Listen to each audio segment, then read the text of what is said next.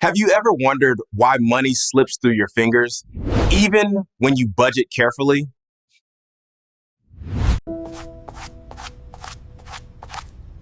The truth is, it's not just about discipline. Behavioral traps, lifestyle creep, and even social pressure at the checkout are silently shaping your choices. Today, we'll dive into the psychology of money and how simple systems can finally put you back in control. Okay, if you're listening right now, just take a quick mental look at your checking account. Be honest with yourself. You probably skipped the big fancy vacations. You're definitely not buying a yacht anytime soon, right? Maybe you're even eating those slightly sad leftovers for lunch again. So why does it still feel like your wallet's empty at the end of the month? Like you're just running hard to stay in the same place. Yeah, and look, it's not just your feeling. It's not some personal failure, even though, well, sometimes it feels that way, doesn't it? The reality is it's more like a systemic pressure cooker out there. We found this stat, check this out, an estimated 62% of U.S. adults are living paycheck to paycheck right now. 62%? Wow.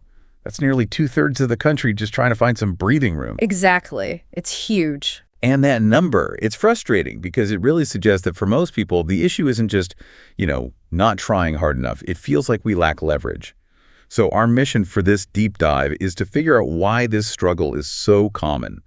We want to get past the usual advice like just skip the latte and expose the real things going on. Things like structural costs and these psychological traps that seem almost designed to keep money flowing out of your account. Right.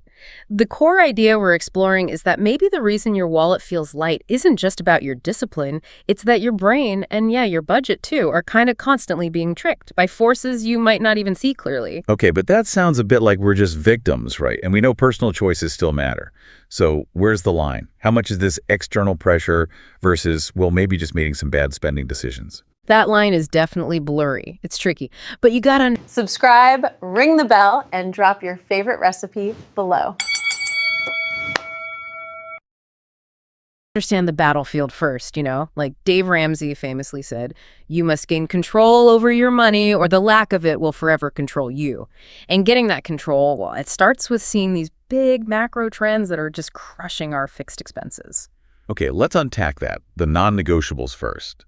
Why does just the baseline cost of, living in America feel so incredibly high these days? Well, it really boils down to essential costs going up way faster than most people's paychecks. Take housing, for example. The sources we looked at show the median household now needs almost 28.9% of their income just for a new lease. That was as of August 2025. So you're basically hitting or even going over that classic 30% affordability rule before you even buy groceries or pay the light bill. Exactly. You're starting the month already behind the curve, financially speaking. And the car situation. Yeah. Oh, man. Especially in the U.S., Yeah. where for so many people, you just have to drive to get to work. It feels like the car's become this huge silent budget killer. Oh, absolutely brutal. The average total cost for owning a new car, it's hovering around $965 a month now. $965, wow. Yeah, and that's everything, the payment, gas, maintenance, the works. And then, tack on top of that, average car insurance is running about $175 a month based on 2025 data. So we're talking over $1,100 a month just for the car before you even think about rent or mortgage. Right. It adds up incredibly fast. And even if you somehow manage those huge costs housing, the car, there's still food. That persistent inflation there feels like the quiet killer just eating away at everything else. Weren't food costs still up like 3.2% year over year last August? Yeah, they were. It's this constant upward creep. It makes it really hard to save anything when the cost of just, eating keeps climbing month after month. Okay, so those are the big kind of unavoidable macro trends squeezing the fixed budget. But then there are these newer things attacking our flexible spending, right? Yeah. The digital tools. Exactly. This is where the newer financial traps come in. Things like BNPL, buy now, pay later, and this whole Tipflation thing. Right, BNPL. Yeah. So services like Klarna or Affirm. On the surface, they sound kind of reasonable, maybe even helpful for budgeting month to month. If the interest rate is often zero, what's the real catch? Is it actually predatory or just amplifying bad habits? I think it's mostly the amplification, but it works through some clever psychology. The trap is it creates this illusion of cheapness. Behavioral finance. Don't forget to subscribe, tap that bell, and let's chat below.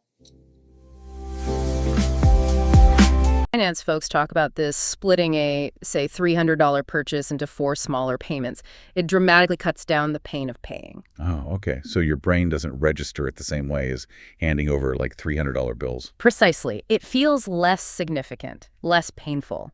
So the cognitive resistance, that little voice saying, maybe I shouldn't buy this, it gets much weaker. It feels like 4 tiny decisions, not one big one. Even though it's still the same total debt obligation in the end. Exactly. And because that pain is reduced, people tend to make more impulse buys. They start stacking up multiple little BNPL debts. Suddenly those small payments add up to a pretty significant chunk of your monthly budget. It's like death by 1,000 tiny installments. Okay, that makes sense. And the other trap you mentioned, tipflation. That feels less like a tech trick and more just. Social awkwardness weaponized. You see those tablets everywhere now, right?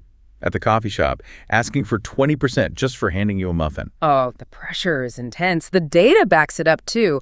We saw that 72% of Americans feel like tipping is expected in way more places now compared to 5 years ago. 72%. That's a lot of people feeling pressured. Yeah, and get this, 63% said they actually have a negative view of the whole practice now, but still, when that screen pops up with the suggested 25% tip highlighted. Yeah, hitting no tip feels kind of rude, even if it's totally justified. Right.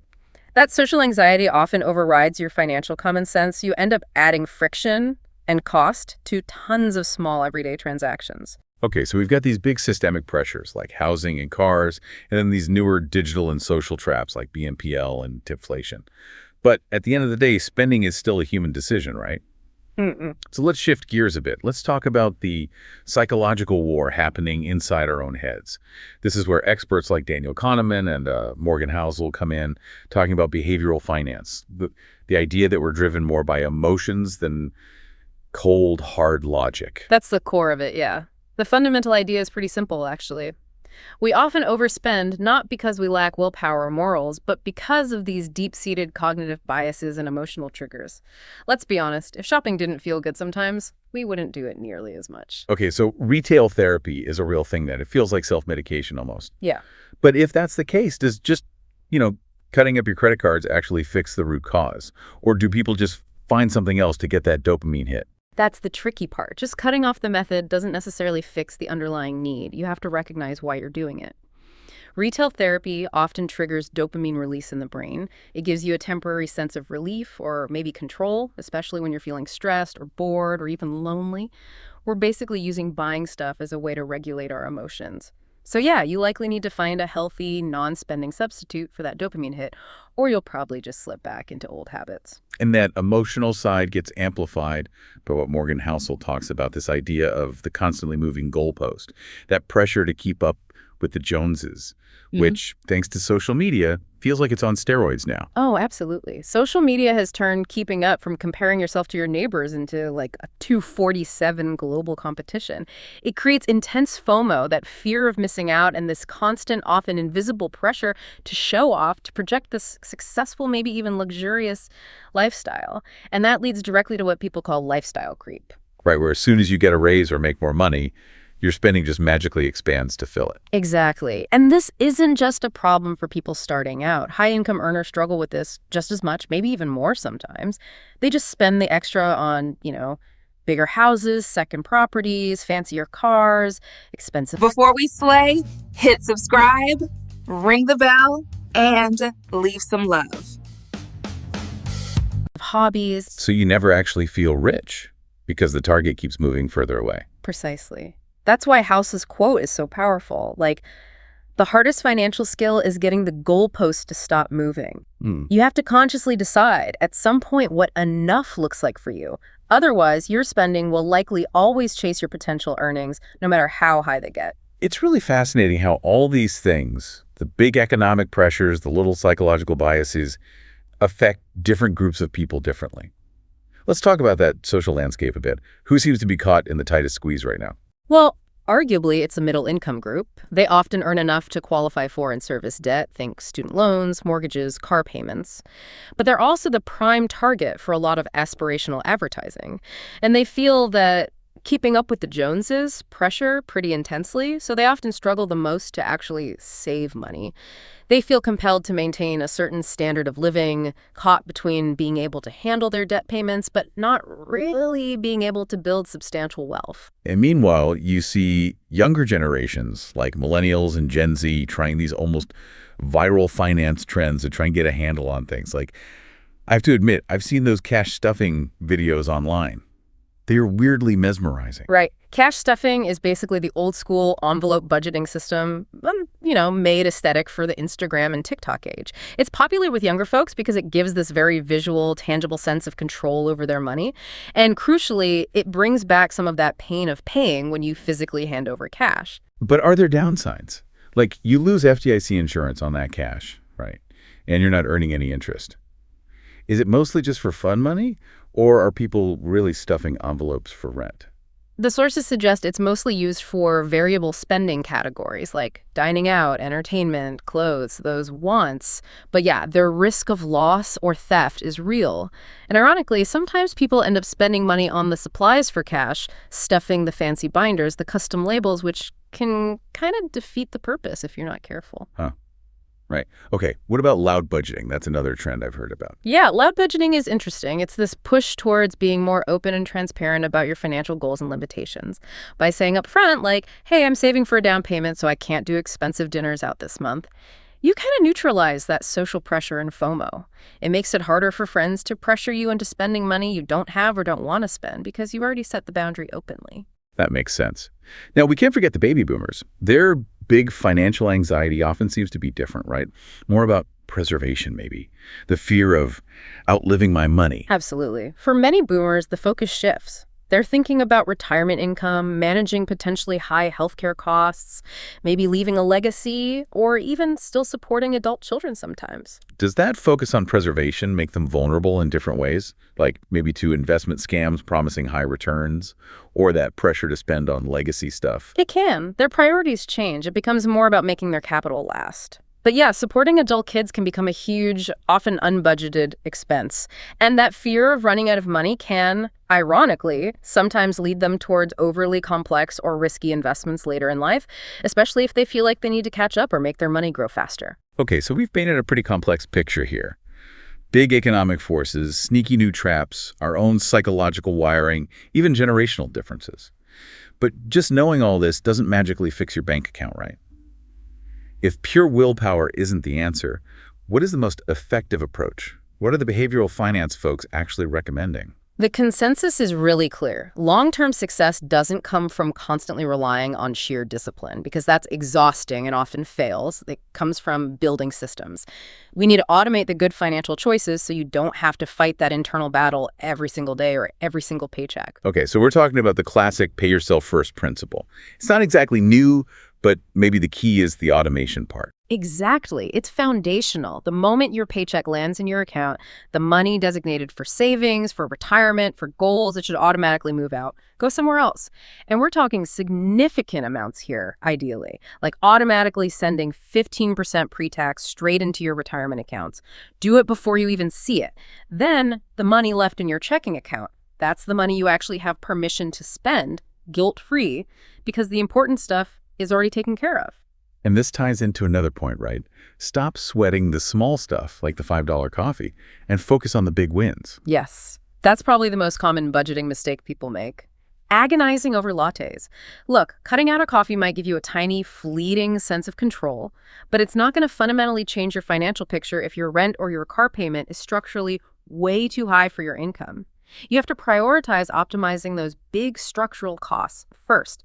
Housing, transportation, maybe insurance. One good decision there can save you hundreds each month. That blows years of skipped lattes out of the water. Okay, but making those big cuts feels harder, more emotional maybe. How do you do that without just relying on gut feeling? You mentioned using cold, hard data. Exactly. You need objective benchmarks to take the emotion out of it. We found a couple of really useful tools mentioned in the sources. First, for food spending, use the USDA Food Plans data. They publish monthly cost estimates for groceries based on age, gender, and family size, like the January 2025 figures we saw. Okay, how does that help in practice? It gives you an objective, data-backed price ceiling for your groceries. It's not some random number you pulled out of thin air. It's a government estimate for a nutritious diet at different cost levels. Knowing that number changes how you shop, you're comparing your spending to an external standard, not just your feelings. That takes the guesswork out. Okay, what was the second tool? Well, for car costs, use the AAA Your Driving Costs calculator. It's fantastic. You plug in your car model, your state, how much you drive, and it calculates the total 5-year cost of owning that specific vehicle: depreciation, fuel, insurance, maintenance, everything. It helps you see the true financial footprint of your car. Maybe it shows you that a slightly different car would save thousands, or that adjusting your insurance deductible makes sense. It makes that climbing $175 monthly premium feel like something you can actually analyze and maybe control. Right, it brings this dose of reality that cuts through the emotional attachment we might have to our car or our eating habits. Okay, finally, let's talk about curbing those impulse buys. How do we use psychology for us instead of against us? You mentioned creating financial friction. Yeah, friction is your friend when it comes to impulse spending. It's about slowing down that instant gratification, that dopamine rush. The simplest technique is the classic wait 24 hours rule. For any non-essential purchase over a certain amount, say $50 or $100, just force yourself to wait a day. That delay gives the initial emotional urge time to cool off. And honestly, a lot of the time you'll realize you didn't really need it or want it that badly after all. The impulse just dies. Simple, but probably effective. You also mentioned something called zero-based subscriptions. That sounds intense. What does zero-based mean here? It means you start from zero each time you review. It's designed to fight subscription creep. You know, all those little $5, $10, $15 monthly charges that pile up. So maybe every quarter you do an audit. And the rule is you cancel everything by default, all the streaming, the apps, the memberships. Then you only consciously resubscribe to the ones that you know you used and valued in the last 3 months. You force each subscription to re-earn its place in your budget. It adds friction to those automatic leaks. I like that. Default to cancel. Okay, and lastly, you touched on a cash-digital hybrid system. How does that blend the psychology with safety? It tries to get the best of both worlds. Use physical cash in envelopes, but only for those small variable want categories where you tend to overspend, maybe dining out, coffee, entertainment. That brings back the psychological pain of paying for those specific temptations. But, this is key, you don't keep large amounts of cash lying around. At the end of the week or pay period, you take any leftover cash from the envelopes and immediately sweep it into a high-yield savings account, HYSA. That way, you get the behavioral benefit of cash for specific spending, but you minimize the risk of losing it, and you still get the security and growth of a digital savings account for the bulk of your money. Wow, okay. This has been incredibly helpful. So, It feels like the big takeaway here is that real financial freedom isn't about constantly white-knuckling it, trying to rely on willpower that just runs out. It's more about building these smart, sustainable systems that work with our psychology, or at least neutralize the biases and the external pressures trying to trip us up.